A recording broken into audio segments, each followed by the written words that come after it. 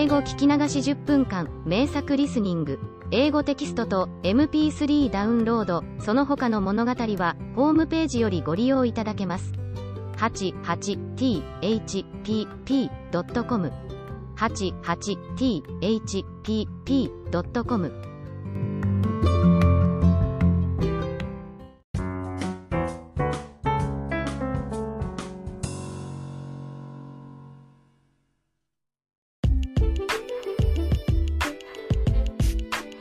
I wrote about my new glasses and my first ever glasses.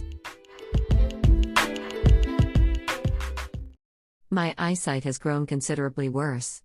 The glasses I've used for a long time no longer fit to my deteriorated eyesight. I went to get new glasses the other day for the first time in years. During the course of years when I had paid no attention to the glasses market, the stores have become modern and sophisticated, looking like boutiques.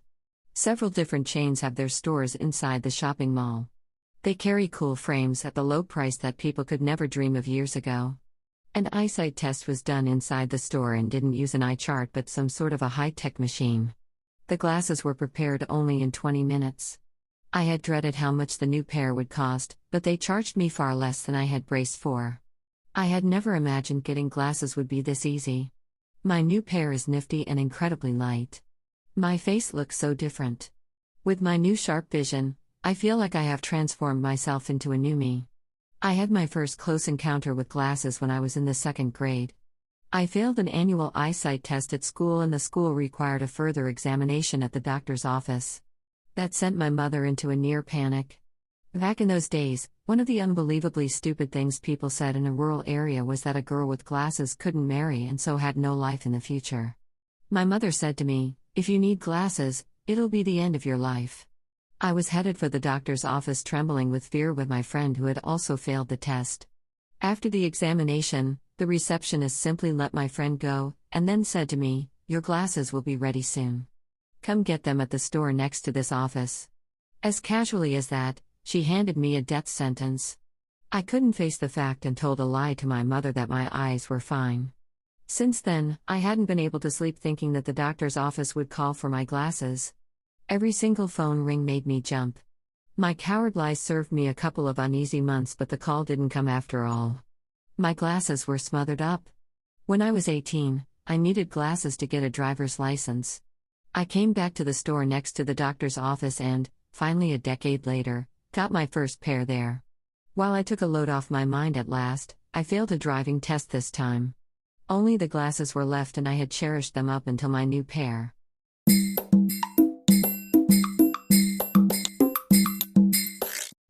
Audiobook, Japanese Dream by Hitomi Woods on sale at online stores or apps.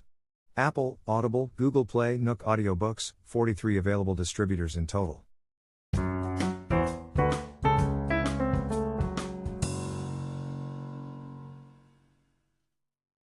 It took my partner and I the whole past year to put together a book by selecting stories about my family from Hitomi's rambling, writing some new stories, and re-editing them. When the book was close to go on sale, my partner found out about Amazon Breakthrough Award and was lured onto an entry for it. His excitement about it was caused by a $50,000 advance for the winner. There were several qualifications for the entry. Firstly, it had to be fiction. Secondly, no selection or collection from what had been already published was allowed. Lastly, its author had to be one person. We pondered a lot and came to the reluctant conclusion that we regarded our book as an I-novel, although everything written in there was what really happened. Also, we decided to stop the publication of our existing Hitomi's Rambling ebooks at Kindle. We cleared the 2 qualifications, but the last one was a toughie. Since we had published everything in the name of 88th Planet, that is a unit name, we needed to change the author name to my name, Hitomi Woods. That drew an argument between us over who wrote the stories. They were mixed with what I wrote on my own from the beginning to the end, and what my partner chose interesting experiences of mine, wrote down outlines in Japanese, and then I constructed them to the whole story in English by adding details. Considering his involvement, it wasn't fair to eliminate his name from the author. To make it consistent, we also considered using my name for our music in place of the unit name. We had been talking about it seriously for a few weeks. Ridiculously enough, we even talked about how we would split the prize money of $50,000.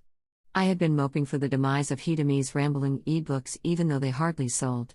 When we settled on Hitomi Woods for the author name and everything for the entry was prepared at last, my partner found out that there was a length qualification. Our book was simply too short for the entry. We were brought back to our senses and gave up the entry. I regretted our useless deliberations and felt disappointed about losing $50,000 that we wouldn't have won even if we had entered the competition. The funniest thing was our desperate attitude toward a blog that we had started as a break from music in the first place.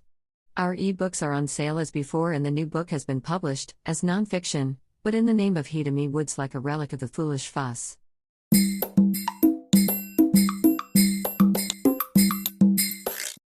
Audiobook, Japanese Dream by Hitomi Woods on sale at online stores or apps. Apple, Audible, Google Play, Nook Audiobooks, 43 available distributors in total.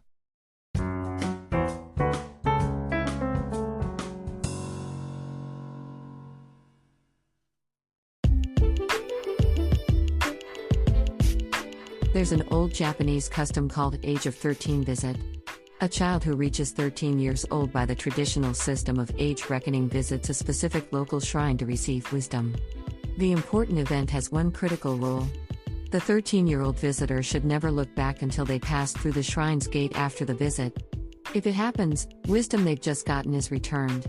Every time a topic of the visit was brought up by some chance in my childhood, my mother would strictly instruct me not to look back when my visit came. It had become a repeated threat for me. After those years, I reached 11 years old, which is 13 by the traditional system, and the day for the visit arrived. I was so tensed and nervous because of years of my mother's threat. I got dressed up with kimono and my mother put a wig on my hair to make me look grown up. While I was greedy enough to look forward to getting wisdom, I was anxious about looking back as much. From the moment we left home, my mother kept reminding me not to look back at the shrine. As the pressure had accumulated, a sense of panic had been built inside of me. By the time we prayed at the altar in the shrine and started leaving, I was panicky. On the spot about only several yards to the exit gate, I couldn't stop myself and looked over my shoulder. I blundered away my once-in-a-lifetime visit. My mother made sure I didn't look back when we passed the gate. I lied and said no. On our way home, we dropped by my aunt's house. She noticed that I was wearing a wig. But when she pointed it out, my mother instantly denied it. I didn't understand why she had to lie about such a small thing like a wig, but she just insisted it was my real hair. My aunt slipped beside me when we were about to leave and asked me if it was a wig. Although I said yes indifferently, she triumphantly uttered, "I knew it." She sounded as if she had beaten me and I felt annoyed. I hated my mother's totally unnecessary lie. And as for me, I went through a terrible teenage life with my own trifling lies. I believe that was because I had returned wisdom at the shrine on my age of 13 visit.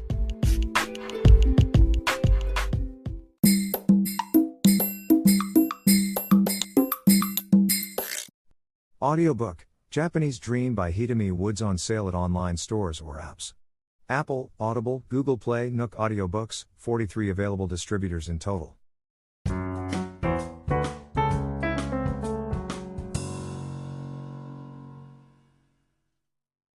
I wrote about my decision and the first plan for it.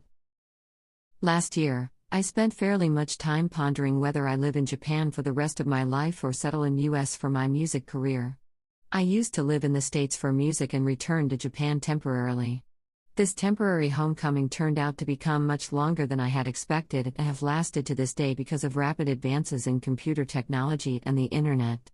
It's now possible to work for the US music market while living in Japan through the internet.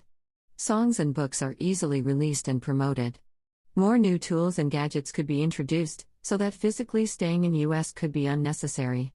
Above all, life in this small town of Japan, which is secluded from the city by the mountains, is suitable for creative work.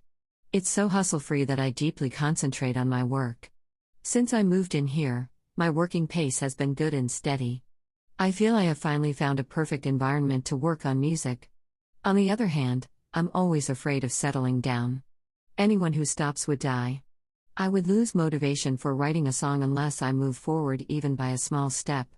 For this year, I decided to visit the States for the first time in years. I know its cost is a prodigious sum of money for me and it requires mountainous troublesome arrangements. I also know too well that after those efforts, What awaits me are an excruciatingly long flight, murderous jet lag, and countless unpleasant incidents. Still, I need to breathe in California air. My anxieties for money, health, and the future never go away, but I think I can manage as long as I stay positive and look ahead. My mind was made up.